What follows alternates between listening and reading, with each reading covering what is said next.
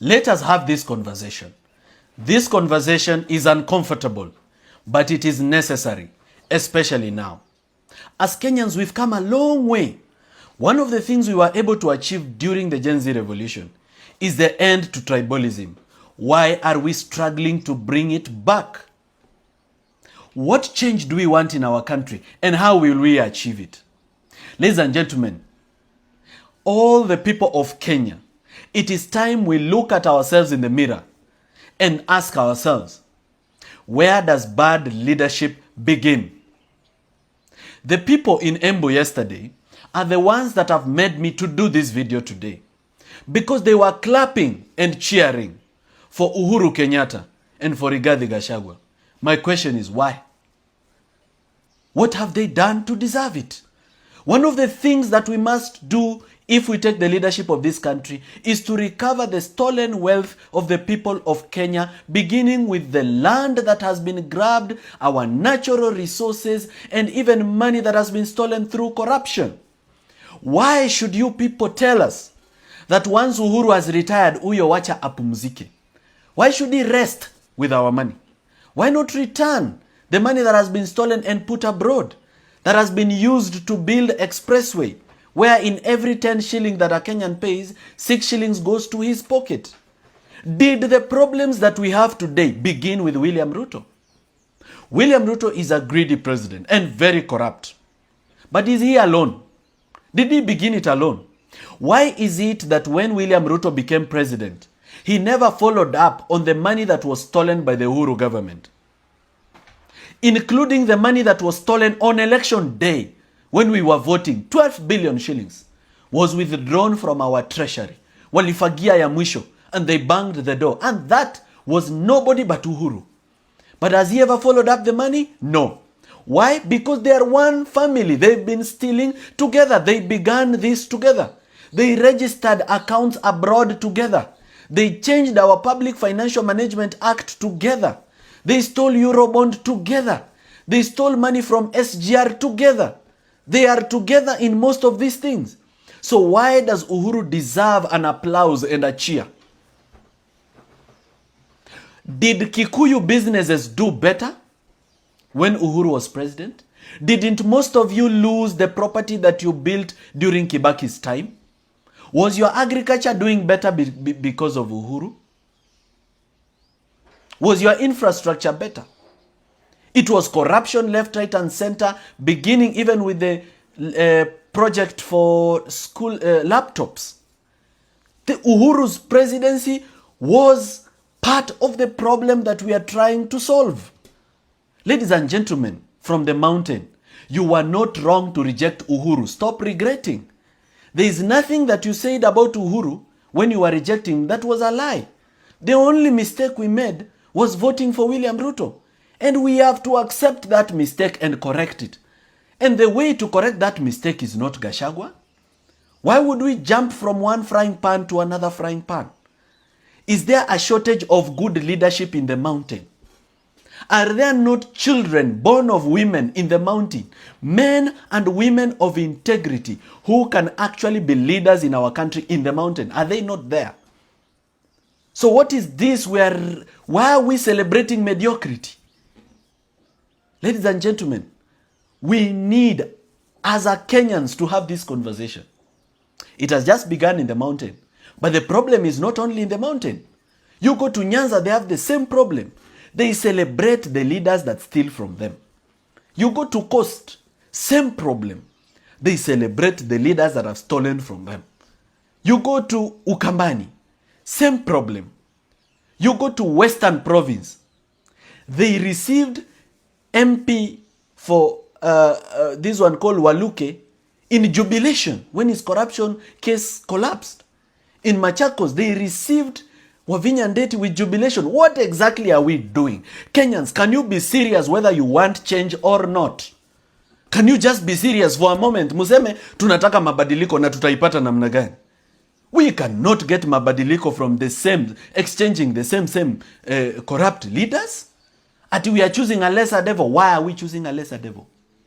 Why do we need any devil at all? Is there a shortage of good people that can lead the nation, who are people of integrity, that cannot be bribed, that cannot accept a bribe, that are ready to stop corruption, that are brilliant, well-educated, have a vision and a mission? Kwani wamekosekana? Even inside the mountain, wamekosekana kweli? There is no shortage of good leaders. We should not clap and cheer for mediocrity. We should demand for accountability.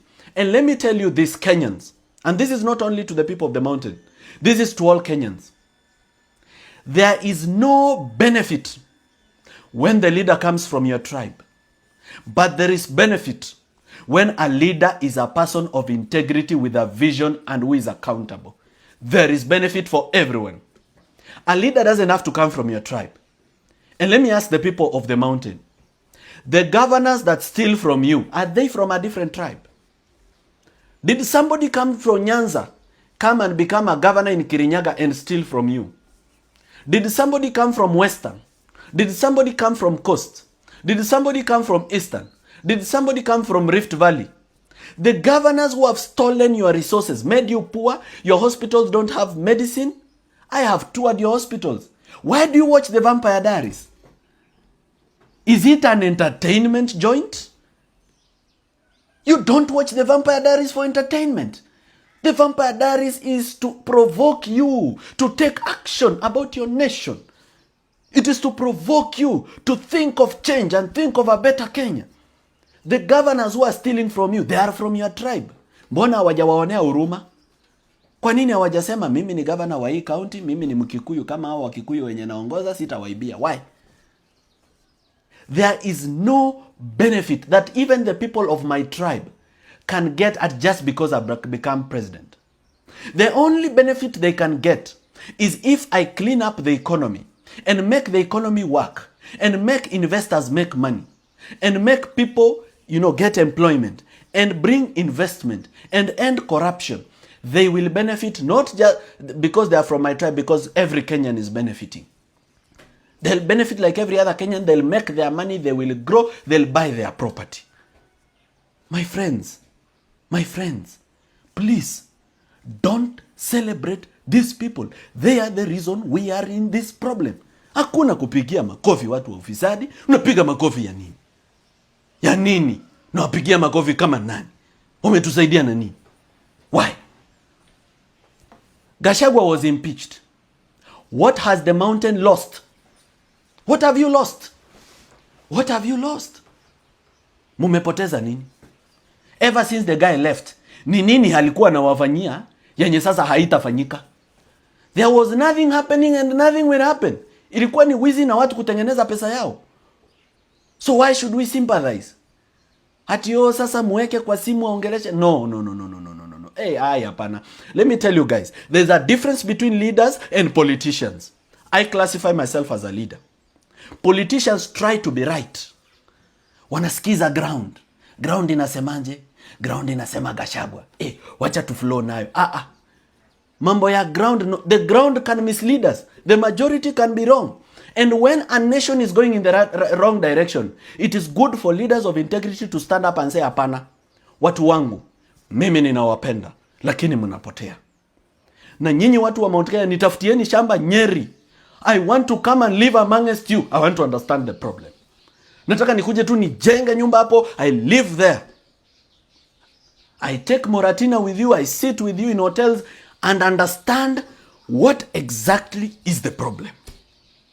Why do we have to take one corrupt leader to replace another one? Eti tunaonea Uhuru huruma, atafungiwa ICC, tumpigie kura akue president. Uhuru anakuja anawamaliza. Mnasema Uhuru ametumaliza. Afadhali tupigie Ruto kupanish Uhuru. Ruto anaingia. Ruto ni mbaya, ametumaliza. Ametumalizia biashara zetu. Biashara nyamakima imeanguka. Wa China wamechukua biashara yetu. Hatuwezi import. Shilingi inafanya vibaya. Ukulima yetu haifanyi vizuri. Toa Ruto. Weka sasa mtu mwingine mfisadi ati is a lesser devil. No. This is not what the Gen Z died for. We didn't die for this. We did not die for this. We didn't die for this. We died for good governance. And it doesn't have to be me. And it doesn't have to be a person from my tribe. It just needs to be a person of integrity. I am satisfied if I see change. I am satisfied. And the people of the mountain need to ask themselves why the people who come from other communities who want to work with the people of the mountain, why they always choose corrupt people and incompetent people to work with. Why do they always make the most unqualified to be the best that they will work with? Why? Why do they want bad leaders at the top? Why do they want bad leaders at the top? Because they want people they can steal with. They know you have resources. They know you have capacity. They know you are a hardworking community. People of the mountain, I love you. I'm your son. I will keep coming. I'll keep doing civic education. Your home will be my home. Your people will be my people. I'll drink your milk. I'll dance to your music. But God has blessed you. He has blessed you with wealth and He has blessed you with numbers. Let us use those numbers to change our country. It can be somebody from the mountain or it can be somebody from somewhere else, but let it be a person of integrity. Let us flush the old system. Let us clean it up. Let us end the culture of bad governance and bad leadership. This message is not only for the people of the mountain. It is also for you, a Kenyan, wherever you come from, in Western Province, in Nyanza Province, in Rift Valley, in Coast, in Eastern, in Northeastern. Do not celebrate and be happy and cheer the same people that have put you in the problem that you are in. Reject manufactured poverty. Let us emancipate ourselves from this trap. Let us build our own leaders. And let's be ready to support a poor person or even a middle income person to be our president. Let's not look for the people who bring us money. Shika pesa kidogo, nini nini, shika leso, shika nini, munipigie kura. No. Tutafute watu wenye maadili mema ambao watapeleka Kenya yetu mbele. And that is why I have always been saying, removing William Ruto is not the ultimate solution to the problem in Kenya. The problem in Kenya comes from the people of Kenya. And that's why I rarely focus on the big leadership. I focus on the people. The reason I do Vampire Diaries and civic education all over the country is because my target is the people of Kenya. Because they are the employers. They are the ones who employ leaders. If the people of Kenya were serious about good governance, some people will never become president or cabinet secretary or governor. Why should somebody steal from NYS and become your governor? Why should somebody steal from judiciary and become your women rep? Why should somebody steal from Ketraco and become your governor? Why should somebody steal from Kenya Ports Authority and become your MP? Why? It shows that the problem is not leaders. The problem is us. We are the ones who need to change how we look at leadership and how we vote. And as Kenyans, let us be ready to have this conversation. Let us be ready to change. And if we are ready to change, mimi ninaamini itabadilika.